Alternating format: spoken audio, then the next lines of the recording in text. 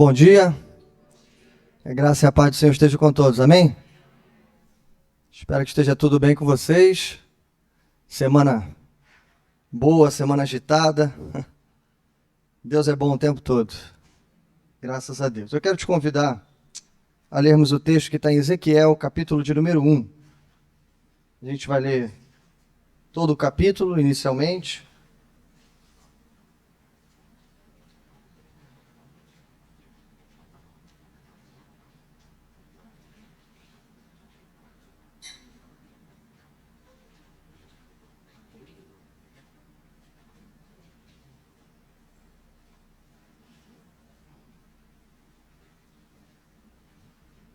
Para ajudar, Ezequiel fica na Bíblia, tá?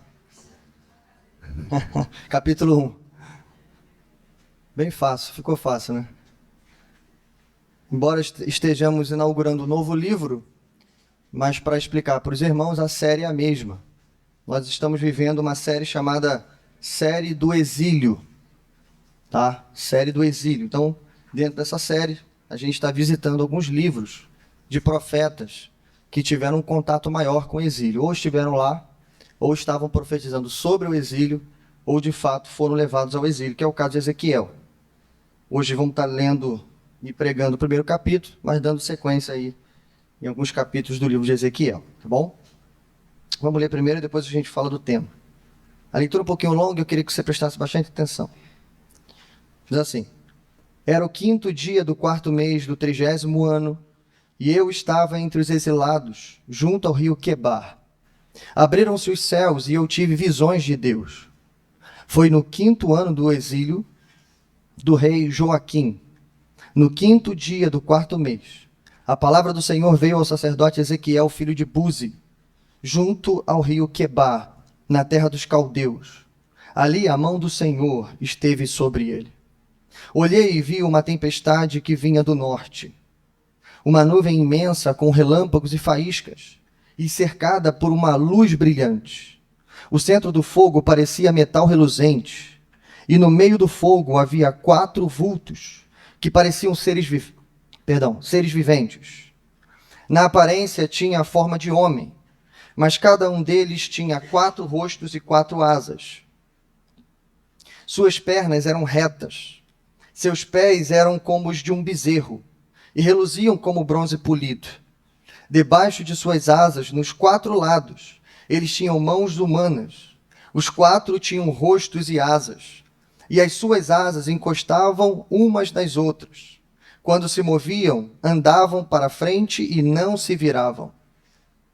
Quanto à aparência dos seus rostos, os 4 tinham rosto de homem, rosto de leão do lado direito, rosto de boi no lado esquerdo e rosto de águia.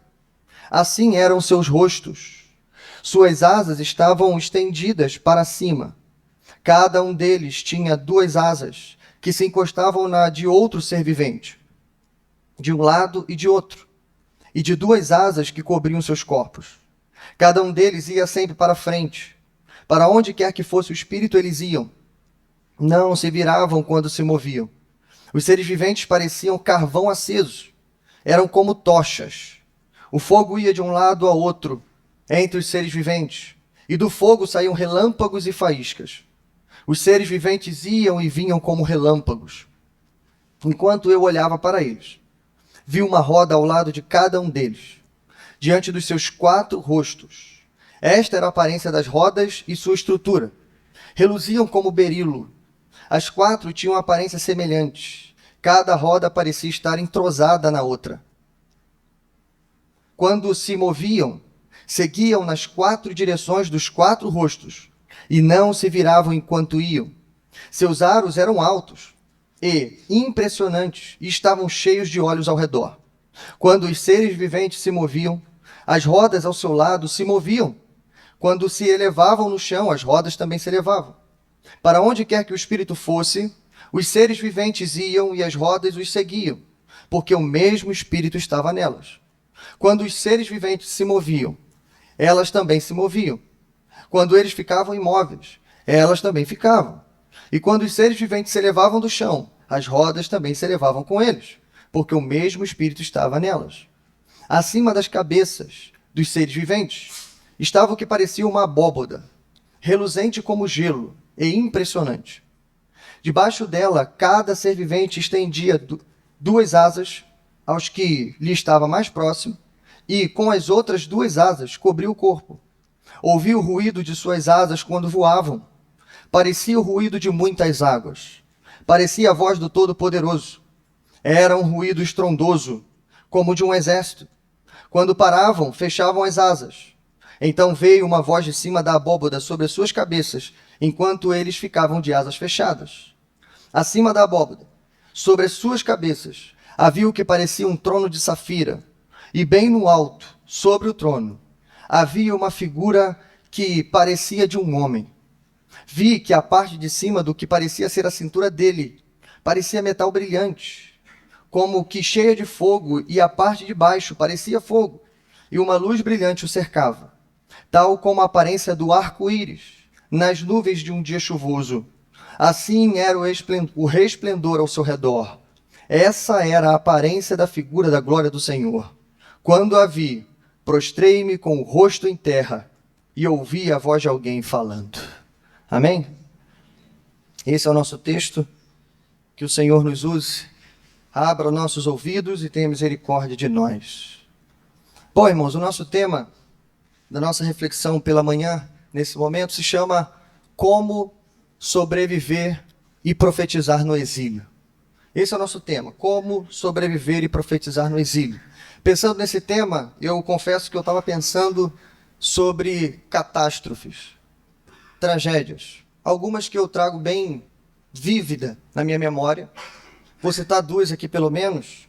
A primeira, aquele rompimento de barragem ali em Mariana. Os irmãos devem lembrar uma tragédia anunciada, uma tragédia que podia ter sido evitada, enfim, mas uma tragédia terrível, onde famílias, casas, povoado inteiro foi totalmente destruído. Parece que até hoje sofrem por conta desse acidente. Mas também a gente não pode esquecer da grande tragédia que sofremos esse ano. Lá no início do ano, as enchentes no Rio Grande do Sul, que afetou milhares e milhares de pessoas, desabrigando pessoas, matando pessoas, enfim. E toda vez que a gente pensa nessas catástrofes, obviamente a gente se imagina no lugar dessas pessoas. E uma coisa que eu vi em ambos os lugares, e eu lembro muito bem disso, não foi só o sofrimento dessas pessoas. Claro que quando você vê uma cena dessa, você se imagina lá. E você pensa nos bens que você adquiriu com tanto carinho, com tanto esforço, seus móveis, eletrodomésticos, mas principalmente nos seus familiares. Pessoas que sobreviveram, perderam a família toda. Alguns nem sobreviveram, famílias inteiras estragadas por causa daquelas catástrofes. E claro, você sofre com isso tudo, mas teve outra coisa que eu vi em ambos os lugares e que a gente consegue ver sempre que uma tragédia acontece. Pessoas afetadas pela tragédia que trabalhavam na tragédia. Tanto no Rio Grande do Sul esse ano quanto em Mariana. Os irmãos vão se lembrar disso. Claro que tinham profissionais trabalhando, bombeiros, defesa civil, etc. Mas você via os populares trabalhando. Gente pegando o que dava para pegar, dividindo o que tinha dentro de casa com aquelas pessoas. Vejam, eles também foram afetados. Também tinham muito pouco, também estavam aflitos, desesperados, mas dividiam um pouquinho de combustível que tinha para colocar nos barcos, para ajudar pessoas em lugares mais difíceis de se chegar, pessoas que estavam em uma necessidade maior do que a deles. E isso, irmãos, chama a nossa atenção. Isso nos encoraja até, porque passar por coisas como essa já seria muito difícil. Agora, sair de casa, vencer e esquecer um pouquinho a sua própria dor e ainda ter que ajudar os outros é mais difícil ainda. Eu acredito que essa reflexão nos ajuda a entender a vida de Ezequiel. Ezequiel é o profeta do exílio. Como diz o nosso texto e a história, ele vai na segunda deportação, 594 a.C. Segunda deportação, só para te situar, a primeira deportação Daniel vai. Na segunda, Ezequiel. E na terceira, depois do cerco da Babilônia, Jerusalém vai ser totalmente destruído. Aqui a segunda deportação, Ezequiel tinha 25 anos de idade. Então a gente está falando de um jovem aqui. 25 anos, 10 anos menos do que eu. Ele tinha. Foi levado para a Babilônia. E, além de todo o sofrimento que a gente já tem visto que o cativeiro produz, além de estar fora de casa, talvez longe da sua família, talvez muitos tenham morrido na batalha, enfim, nas invasões, ele está lá, dentro da Babilônia. E, além de sobreviver, Deus o chama para servir. Bom, deixe-me falar um pouquinho mais sobre Ezequiel, antes da gente ir ao texto. A gente sabe que o seu nome significa Deus fortalece. É isso que significa o nome Ezequiel. Deus fortalece. E conhecendo a história de Ezequiel, como a gente vai lembrar aqui nessa manhã, esse nome faz todo sentido. Porque se tem um homem que precisava do fortalecimento de Deus, da força do Senhor, esse homem vai ser Ezequiel. Mas sim, Ezequiel também é identificado como sacerdote. Assim como Jeremias, Ezequiel era um sacerdote, que agora está sendo chamado ao ministério profético.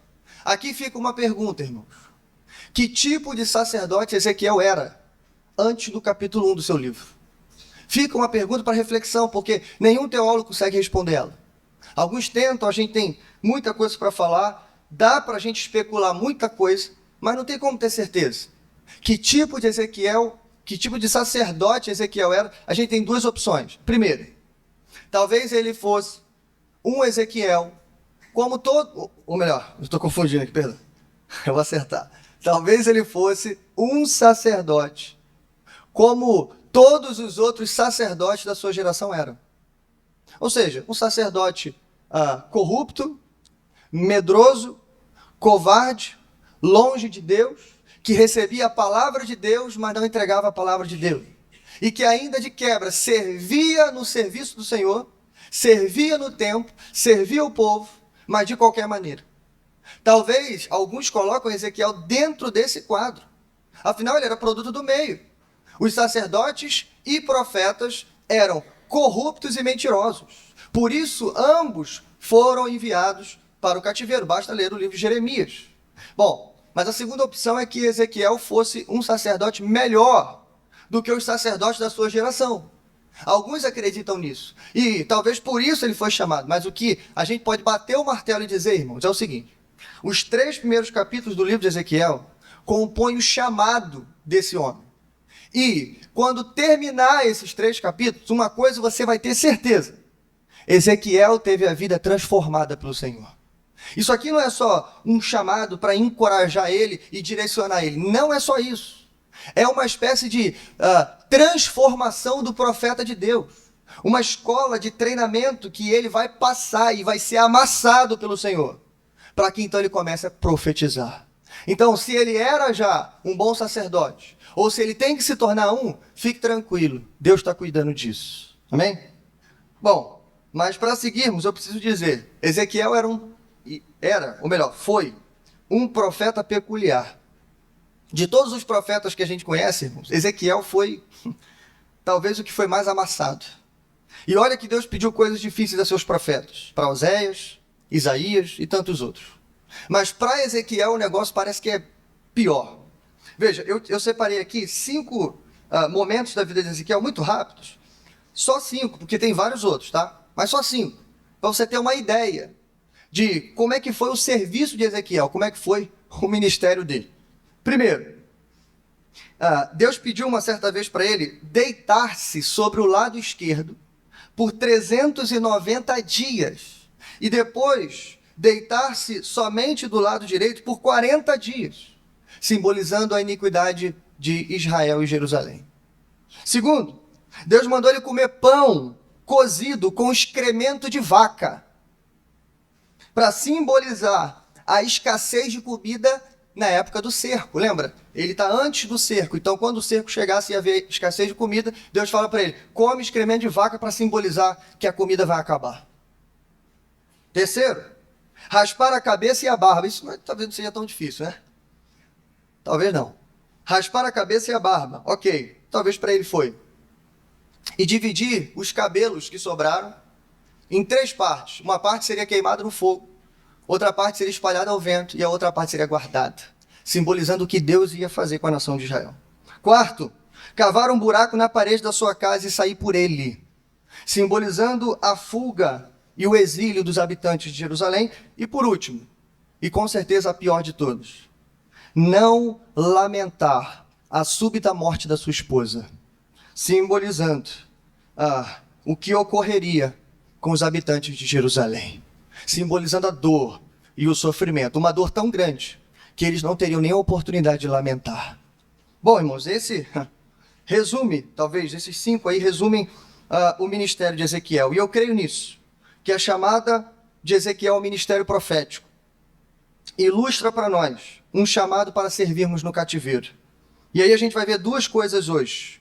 Semana que vem a gente continua, mas hoje só 2, no capítulo 1, que Deus considerou essencial para Ezequiel cumprir o seu ministério. A primeira, uma visão dos que servem na presença de Deus e, com certeza, uma visão clara da majestade de Deus. Mas antes da gente entrar no texto, depois dessa não tão breve introdução, eu preciso alertar vocês de uma coisa. Eu acho que isso é importantíssimo quando a gente entra não só no capítulo 1, mas em todo o livro de Ezequiel. Ezequiel, irmãos, é mas o maior profeta apocalíptico da Bíblia Sagrada. O maior. Todas as profecias apocalípticas têm sua origem em Ezequiel. O que significa isso, pastor? Significa que o nosso nível de curiosidade vai bater lá no limite. Significa que a nossa vontade de explicar cada um dos elementos, até um tanto incompreensíveis do texto que a gente acabou de ler, é muito grande.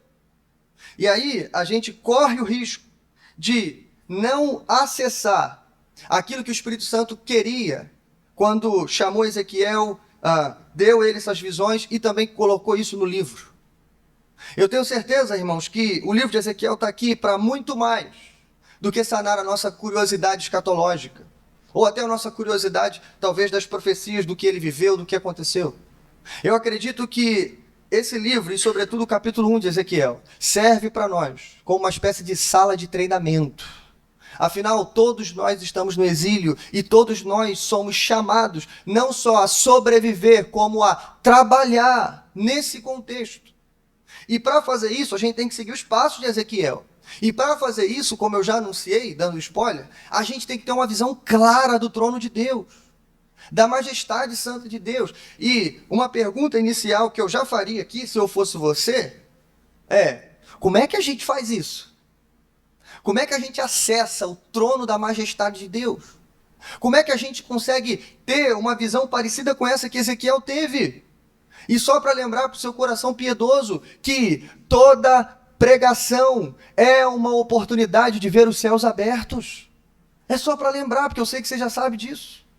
Então eu queria te convidar, e eu vou fazer isso, eu vou explicar os elementos, os que eu sei, os que eu consegui aprender pela Escritura. Eu vou explicar, mas à medida que a gente for desenhando aqui o trono de Deus, eu queria que a sua mente piedosa começasse a imaginar isso.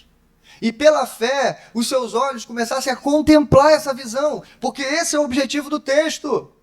Não é ver Ezequiel lá dentro, é se colocar lá e se deixar ser transformado por um vislumbre da glória de Deus. Amém?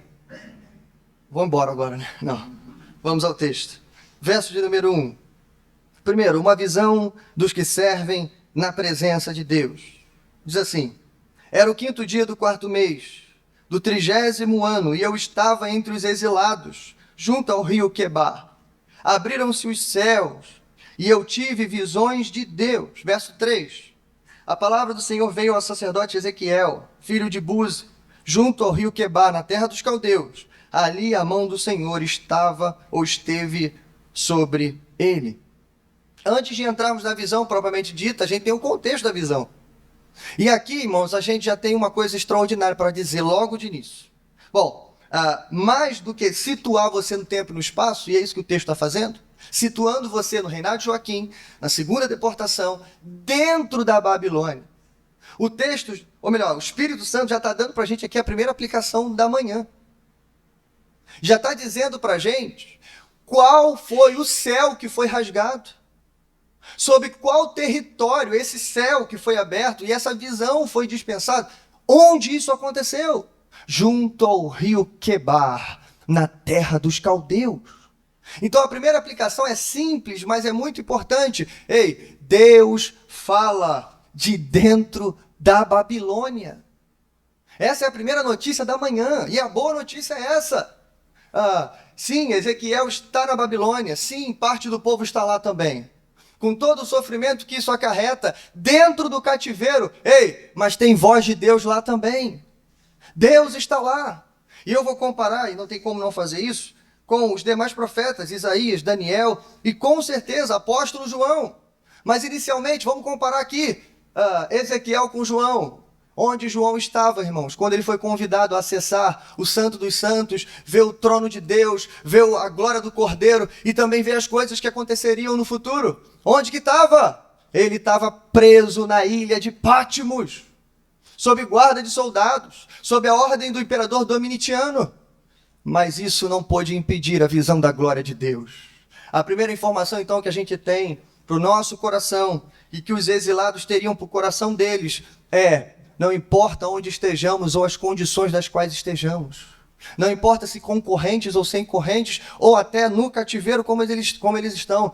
O céu foi aberto e a visão foi dada porque a mão do Senhor estava com ele naquele lugar.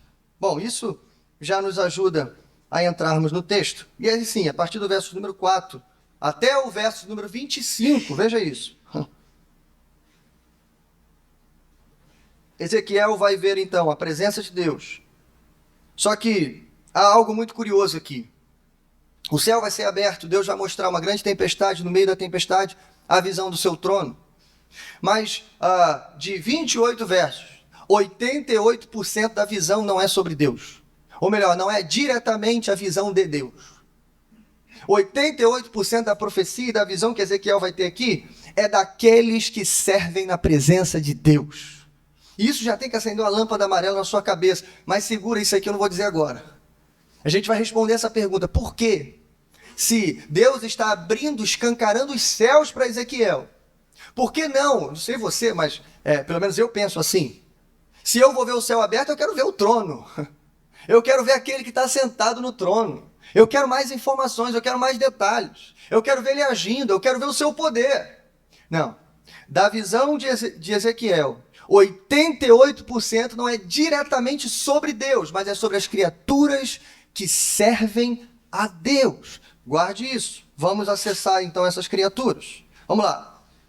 Deixa sua Bíblia aberta, ativa o modo bereano, porque a gente vai sobrevoar. Já lemos o texto, então eu vou só fazer referência a ele. Primeiro, Ezequiel, verso 4 e 5. Ele vê 4 seres viventes no meio de uma tempestade. Mais à frente, avançando lá para o capítulo 10, Ezequiel vai descobrir que esses seres estranhos, a gente vai desenhar eles aqui, eles eram querubins. Então, eu vou chamar de seres viventes por causa do texto, mas você já imagina, são anjos.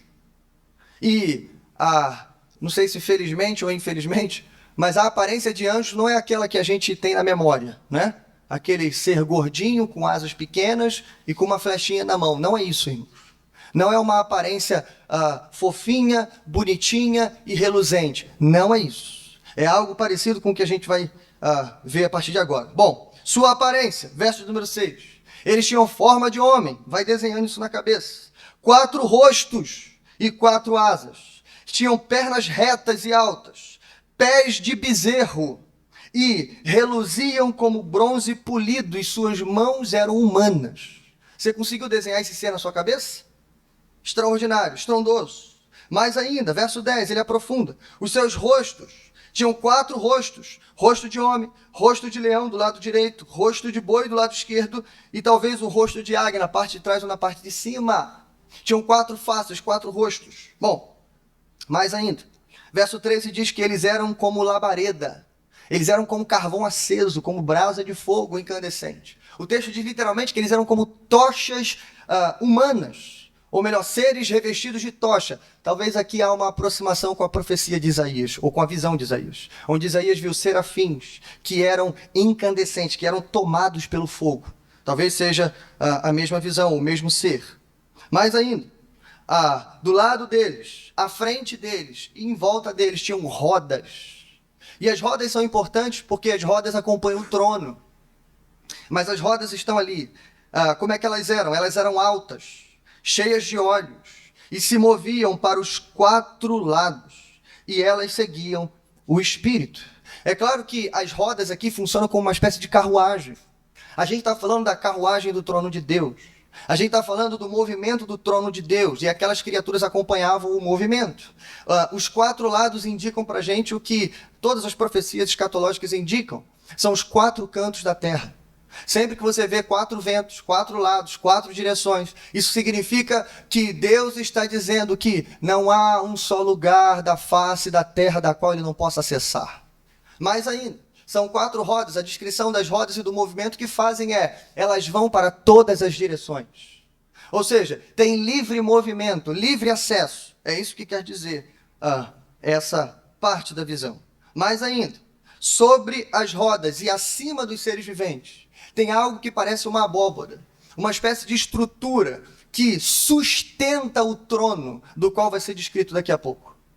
Essa estrutura a gente não sabe explicar muito bem, mas parece muito com aquela estrutura que João viu em Apocalipse, o mar de vidro que ficava diante do trono de Deus. Aqui ele fica embaixo do trono, o que ele descreve como gelo, como claridade, como algo impressionante. Mais ainda, voltando aos seres, a gente vê que eles têm 4 asas. Sem problemas, irmãos. Isaías viu 6 asas. Ezequiel viu 4 asas. Mas se você parar para observar, o comportamento dos seres é muito parecido. Porque com 2 asas eles voavam e com 2 eles cobriam o corpo. Isaías vê 2 asas a mais, 2 asas cobrindo o rosto, mas o que deixa entender para a gente é que o movimento e o comportamento deles eram o mesmo. Mais ainda, o barulho das asas, quando batiam e voavam, era como um som estridente, como um som de muitas águas, como a voz do Todo-Poderoso. E se tem uma coisa que a gente sabe sobre a voz de Deus na Escritura, é que sempre que quando ela brada, irmãos, ela arrepia todo mundo. Ela causa pavor e terror. Esse é o barulho, é o som da voz de Deus. E quando a voz de Deus era ouvida, aquelas asas, aqueles seres se fechavam nas asas, paravam de fazer barulho e ficavam quietinhos. Essa é a visão que Ezequiel está tendo. Bom, respondendo então à primeira indagação que fiz. Por que gastar mais tempo? Veja, do verso 4 ao verso 25. Se você calcular, você vai ver que 88% dessa visão não foi sobre Deus, nem tampouco sobre o trono. Foi sobre os seres viventes que estão voando e em volta ou abaixo do trono. Por que gastar mais tempo com seres estranhos do que com o próprio Deus? É porque, irmãos, quando o serviço sacerdotal e profético em Israel estava sofrendo um problema de falência espiritual. Lembra do contexto? Sacerdotes corruptos, profetas mentirosos, que só diziam aquilo que interessava ou aquilo que o povo queria ouvir. Não só dizendo falsas verdades, mas levando o povo a mais pecado, a mais falsas esperanças, a uma vida de frustração. Quando que eles estavam indo para o exílio por causa do seu próprio pecado. Deveria ser denunciado, deveriam ser levados ao arrependimento. E mais, uma palavra verdadeira deveria ser dada para causar uma esperança verdadeira. Então veja, o pecado desses homens era muito grande. Serviam, mas infelizmente com as mãos sujas. Trabalhavam, mas infelizmente em pecado. Então quando o serviço na casa de Deus está falido, o que Deus faz com o seu novo profeta e novo candidato ao ministério é levar ele até as mansões celestiais, abrir para ele uma cena, um vislumbre do Santo dos Santos, do trono de Deus, e focar nessa cena naqueles que serviam diante da presença de Deus. Esse é o motivo, porque eles precisavam, principalmente Ezequiel, aprender. O padrão não é isso que você está vendo. O padrão não são os anciãos de Israel. O padrão não são os outros sacerdotes. O padrão são aqueles que servem a minha presença no santo lugar. E aqui há 3 coisas que os seres viventes ensinam para Ezequiel e acho que também ensina para a gente também, nos nossos dias. Primeiro, os seres viventes levavam aspectos da majestade de Deus. É isso que a visão quer mostrar para a gente. Se você voltar para aquelas imagens e lembrar, Por exemplo, a carroça que está no meio deles, ou entre eles, representa nada mais do que, em primeiro lugar, a onipresença de Deus. Porque ela pode acessar qualquer canto da terra, em qualquer lugar, e eu já disse isso. Livre movimento. Os olhos que estão em volta das rodas e em volta daqueles seres, representa a onisciência de Deus. Afinal, Deus pode ver e contemplar qualquer coisa sobre a face da terra ou sobre qualquer outro lugar. Mais ainda, a tempestade, a aparência, o barulho, toda aquela imagem, e mais à frente a gente vai ver o próprio trono de Deus, simboliza a onipotência de Deus. Deus não só vê tudo, ele não só pode estar em todos os lugares, mas como ele tem todo o poder no céu, na terra, debaixo da terra, em qualquer outro lugar. Esse é o nosso Deus. Mais ainda, aqueles seres, por estarem diante do trono, dentro da carruagem e seguindo o Espírito, veja, eles agiam como relâmpago. Eles trazem consigo, claro, não eram onipotentes, oniscientes e onipresentes, mas trazem consigo alguns elementos e aspectos da própria majestade de Deus.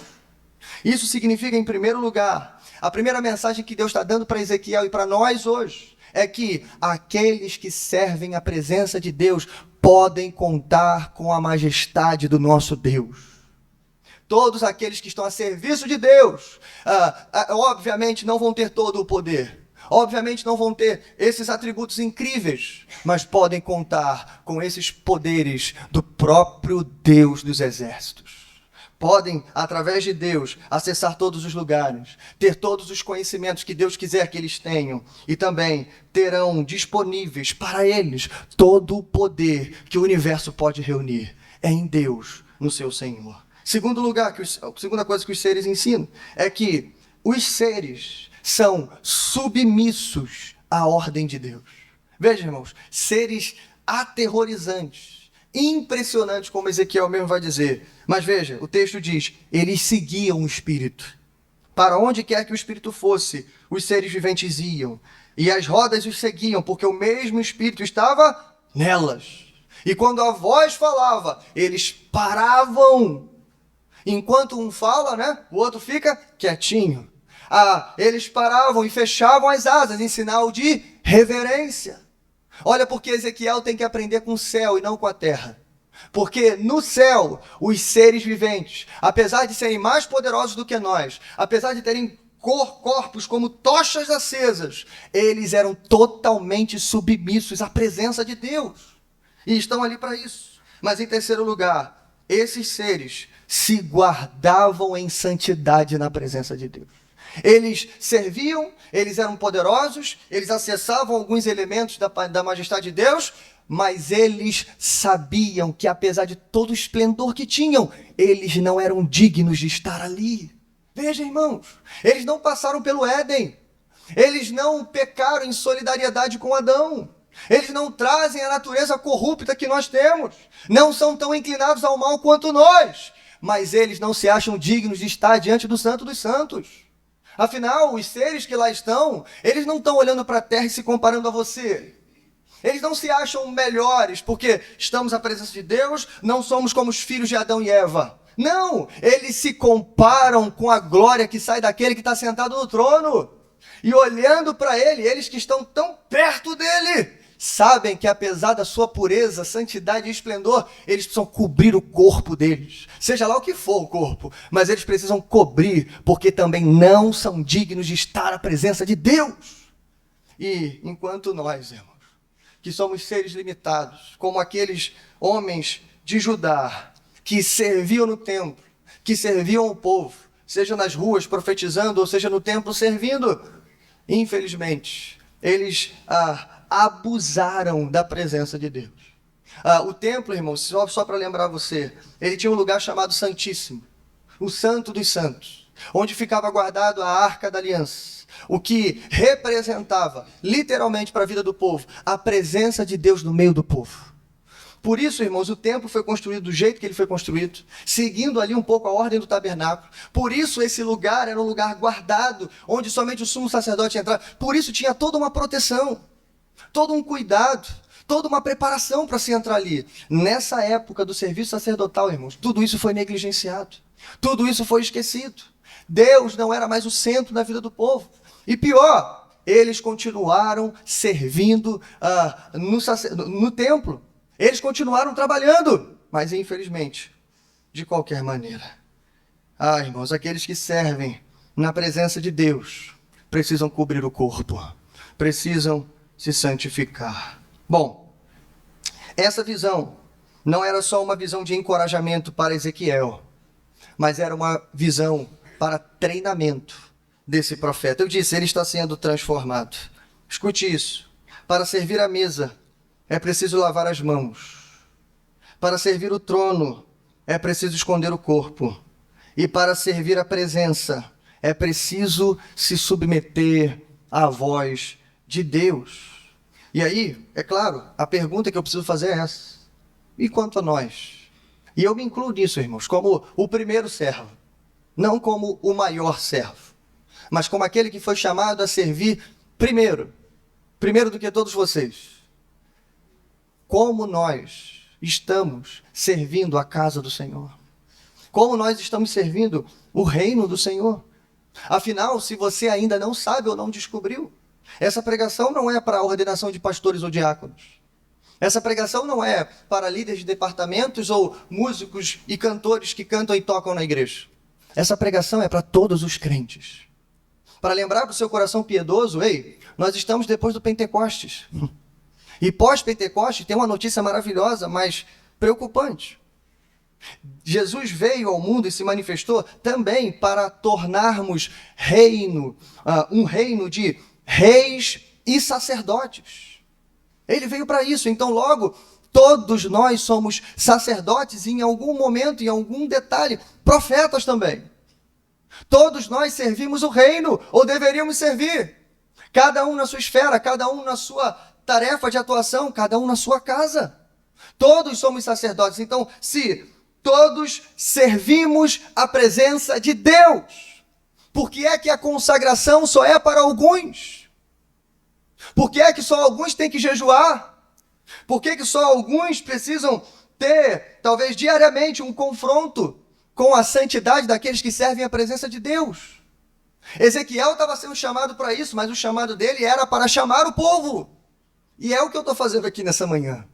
Dizer para vocês que qualquer um pode servir, mas não de qualquer maneira.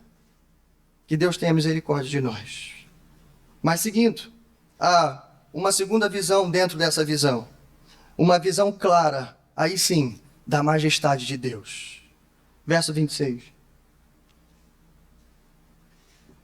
E a majestade de Deus inclui o seu trono. Veja, acima da abóboda, sobre suas cabeças, havia o que parecia um trono de safira.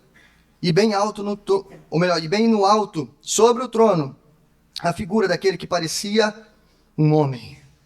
Vamos tentar, mais uma vez, desenhar o que a gente está vendo aqui. Então tem os seres, tem a carruagem com as suas rodas, aquela visão extraordinária, mas acima da abóboda. Agora ele vê um trono, irmãos. Imagina esse carro, imagina essa nave. É isso que ele está vendo. Ali no trono, ele fala que o trono era um trono de safira. Deixa eu gastar um tempinho aqui com a safira, porque ela é muito importante. Para quem não sabe, safira é uma pedra preciosa. Naquele período, uma das mais preciosas que se conhecia é uma pedra azul, conhecida em todo o Antigo Oriente, como a pedra da divindade. Sabe por quê? Porque ela era o maior símbolo que os homens tinham naquele período de beleza e durabilidade. O maior símbolo, vou repetir, de beleza e durabilidade vinha da safira. Quase todos os tronos, coroas, palácios tinham pedras preciosas de vários tipos, mas principalmente em lugar de destaque, imagina o quê? A safira. Talvez, irmãos, brincadeira aqui o talvez, mas provavelmente é por isso que em Êxodo, quando Deus vai compor a roupa do sacerdote, aquele que vai servir na presença de Deus, no peito do sacerdote, lembra? Tem pedras preciosas. Uma das pedras citadas ali é o quê? A safira. Ainda em Êxodo, Moisés e alguns homens têm um pequeno vislumbre, parecido com esse, da glória de Deus. Eles veem Deus descendo numa nuvem, e adivinha como eles descrevem? Parecia que o trono de Deus estava sob um pavimento feito de safira. Escute isso, irmãos. Aqui não é o trono que é de safira, mas a base do trono era como se fosse safira. Avançando na história, a gente chega em Ezequiel. Ezequiel vê um trono de safira.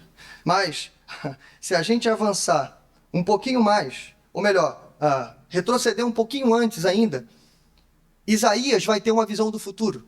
Depois do exílio, depois da destruição, depois dos 70 anos, o templo e a cidade seriam reconstruídos. Imagina como Isaías descreve isso no seu livro?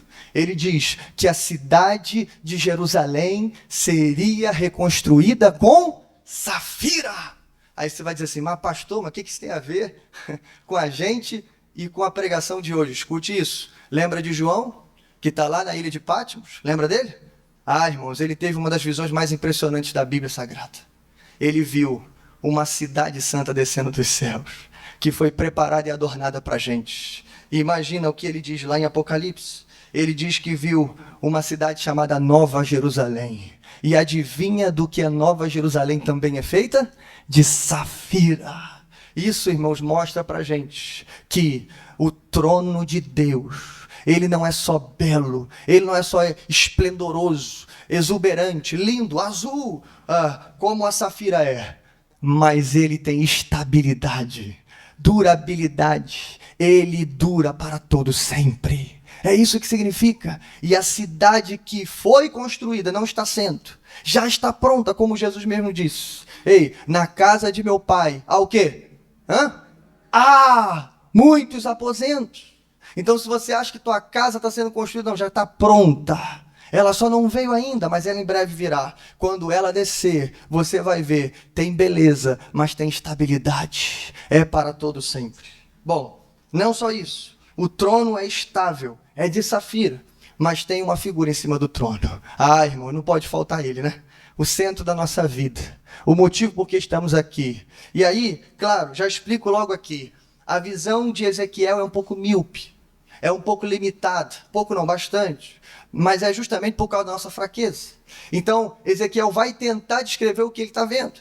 E aí a primeira coisa que ele vai dizer assim, olha, eu vi uma figura parecida com um homem. É a primeira coisa que ele diz. Tem forma de homem, mas ele não viu direito aquilo ali, até porque ele não pode ver. Assim como todos os outros homens que tiveram visão do trono e da majestade de Deus, não viram completamente. É um vislumbre. E aí ele diz em primeiro lugar, é semelhante a um homem. É isso que ele está dizendo, parece um homem. E ele diz, na cintura dele tem metal brilhante. Abaixo tem fogo. E uma luz brilhante o cercava. Ele está descrevendo o que ele pode detalhar, o que ele pode ver. Mas provavelmente, irmãos, Ezequiel está tão ofuscado pela glória desse ser, que ele só vê brilho. Ele só vê claridade, ele só vê clarão ali. É uma visão maravilhosa. A palavra hebraica para metal brilhante, no hebraico moderno, só para você ter ideia, essa palavra que foi traduzida como metal brilhante, no hebraico moderno, significa eletricidade. Isso é para mostrar o quão pequenininho nós somos. Ezequiel, com todo o seu conhecimento, embora seja um jovem, talvez tenha estudo, não sei, mas com todo o conhecimento que tinha, se ele viu eletricidade, irmãos, ele não poderia descrever eletricidade. Você entende isso? Ele viu um metal brilhante pegando fogo. Provavelmente eram raios, trovões, eletricidade, enfim. Era isso que ele estava vendo. Uma aparência estrondorosa, algo esplendoroso. Mas, em terceiro lugar, ele viu uma luz ao redor daquele ser. E ele vai descrever essa luz como algo parecido com arco-íris. E ele vai dizer que esse arco-íris o cercava. Mais uma vez, a gente identifica as duas profecias. Mais uma vez, as duas visões se complementam. Porque a visão de João em Apocalipse, quando ele vê a glória do Cordeiro, ele também vê o Cordeiro envolto por um arco-íris. E só para lembrar para você, o que simboliza o arco-íris, lembra? Foi o símbolo que Deus deu a Noé. É o símbolo do arco de cabeça para baixo. Tem gente que não sabe disso, né? Arco-íris é um arco e flecha. É isso que significa a palavra hebraica, arco e flecha. Ok? Amém? Tem gente que não sabe disso. Mas o arco, que a gente chama de arco-íris hoje, porque ele é todo colorido e tal, mas o arco é um arco e flecha de cabeça para baixo. A ideia é que quando Deus manda o dilúvio, o arco de Deus, da vingança de Deus, está apontado para a terra. E a ideia é que quando Deus faz as águas descerem, preserva o seu povo na sua arca e tira eles dali e firma uma aliança com eles, é a aliança da não destruição, da não justiça. É o símbolo da misericórdia de Deus. E aí o que acontece? O arco agora está virado para os céus. Porque quando ele foi misericordioso com o seu povo, ele feriu o seu próprio filho. Amém? É isso que simboliza. Então agora, vendo aquele ser no meio da tempestade, cercado por um arco-íris, como num dia chuvoso, ou seja, um arco-íris claro, visível. Ele não está vendo só beleza. Ele está vendo, tem misericórdia no exílio também. É isso que ele está vendo, irmãos. Escute o que o comentarista bíblico Warren Wiersbe escreveu sobre isso. Escute isso. Parece até profecia. Olha só. Noé viu o arco-íris após a tempestade. João viu o arco-íris antes da tempestade. Mas é Ezequiel que vê o arco-íris dentro da tempestade. Isto é, que a misericórdia e a aliança do Senhor não faltaria ao seu povo, mesmo no exílio. Amém? É isso que significa. Por fim, no verso 28, Ezequiel resume toda essa visão incompreensível e um tanto terrível, como isso tudo é a figura da glória do Senhor. Isso tudo é a figura da glória do Senhor. Incompreensível, assustadora, barulhenta, mas também reconfortante. Tem tempestade, mas tem o símbolo da aliança ali. Tem o trono, tem seres estranhos, mas tem um que é semelhante ao Filho do Homem. Tem um que está assentado, pronto para cuidar do seu povo e julgar também. Bom, a visão toda conclui com uma notícia no finalzinho do verso 28. Você pode ler comigo, está escrito assim: quando a vi, prostrei-me com o rosto em terra e ouvi a voz de alguém falando. Mais uma identificação com todos os outros profetas. Coloque dentro do pacote Isaías, Daniel, pelo menos, e o apóstolo João. Os quatro, com Ezequiel, tiveram uma visão mais clara do trono. Ezequiel é o que escreve mais, é o que dá mais detalhes. Mas todos eles tiveram visões muito parecidas, em momentos muito caóticos. E veja que interessante, irmãos. Todos os quatro tiveram a mesma reação depois de se encontrar com a glória de Deus. Todos os quatro desfaleceram diante da glória. Isaías começou a gritar: ai de mim que estou perecendo, porque eu sou um homem impuro no meio de uma geração impura. Daniel vai dizer que o corpo dele desfalecia diante daquela visão. João vai dizer: eu caí como morto. João não aguentou. Mais ainda, Ezequiel diz: quando a vi, prostrei-me com o rosto em terra. Mais uma identificação, irmãos. Eu quero dizer, isso aqui não é só um padrão de todos aqueles que estão diante da majestade de Deus. Não é só um padrão, mas como eu disse no início, é um processo de transformação. Isaías chega a dizer um pouco sobre a sua fraqueza e seus pecados. Eu sou um homem impuro, de lábios impuros, e habito no meio de um povo de impuros lábios. Mas por que Ezequiel seria diferente? Por que ele seria melhor do que Isaías? Ele sabia, irmão, tenha sido ele um sacerdote bom ou um sacerdote mau. Um sacerdote honesto, que levava o serviço a sério, ou um sacerdote pecador e corrupto. Não importa. Ele sabia que diante daquilo que ele viu, assim como aqueles seres, ou mais ainda do que aqueles seres, ele não tinha outra opção senão esconder o rosto na terra. Ele não tinha outra opção senão se prostrar, senão se humilhar diante daquela visão maravilhosa. E, como eu disse no início, irmãos, eu desejava que essa pregação fosse isso, um vislumbre da glória de Deus. Mais que isso, um alerta para todos nós que servimos a presença de Deus, de que, como Ezequiel, não apenas na porta de entrada, mas todos os dias e todas as semanas, nós precisamos buscar esse mesmo vislumbre, essa mesma experiência na palavra de Deus, da glória de Deus. Todos os dias. E para fechar, duas coisinhas rápidas, duas palavras que resumem toda a pregação para mim e para você. O que essa visão tem que produzir em nós, assim como produziu em Ezequiel, e por isso ele está caído no chão. Isso explica tanto porque ele se joga no chão, quanto porque nós também devemos nos prostrar. Primeiro, em tempos de cativeiro, precisamos ser lembrados da estabilidade do trono de Deus. Duas coisinhas rápidas, mas a primeira é essa. Toda essa visão tem esse motivo por trás. Lembra que eu disse? Os 4 homens que eu citei aqui, os 4, não só compartilharam um pedacinho do céu, como aqui na terra estavam vivendo tempos caóticos. No ano em que morreu o rei Uzias, o melhor rei da geração de Isaías. Ou melhor, da maior parte da geração, Isaías era mais velho. Mas no ano que morreu o rei Uzias, provavelmente estava um caos em Judá. Aí Deus abre o céu e mostra para ele, mas o trono está lá. No ano que morreu aqui, tem um trono alto e sublime que não se abala. Daniel, veja, Daniel está um pouco mais à frente na história, mas ele está no Império Persa. Um império também pecaminoso, um império corrupto que será destruído pelo próprio Deus. E lá dentro do Império Persa ele tem um vislumbre do céu. Ele vê a glória de Deus. Ele vê o ancião de dias. E mais uma vez ele vê o trono estável. Agora imagina João, irmãos. João está lá, sobre a ordem de Domiciano, que segundo a história, tentou matá-lo antes de prendê-lo. Foi condenado a um caldeirão de óleo fervente, segundo diz as histórias. Porque não conseguiu matar João, mandou prendê-lo na ilha de Patmos, mais ou menos em 95 depois de Cristo. E ali, sobre aquela ordem, debaixo de soldados, preso, talvez com pouca comida, reduzido a trabalhos forçados, João é convidado a acessar a visão do céu, a visão do futuro, mas principalmente a glória do Cordeiro. E o que ele vê ali, irmãos? Até bate um desespero quando ele vê os 7 selos, o livro selado que representa toda a história enrolada num rolo, numa espécie de papiro, em decretos.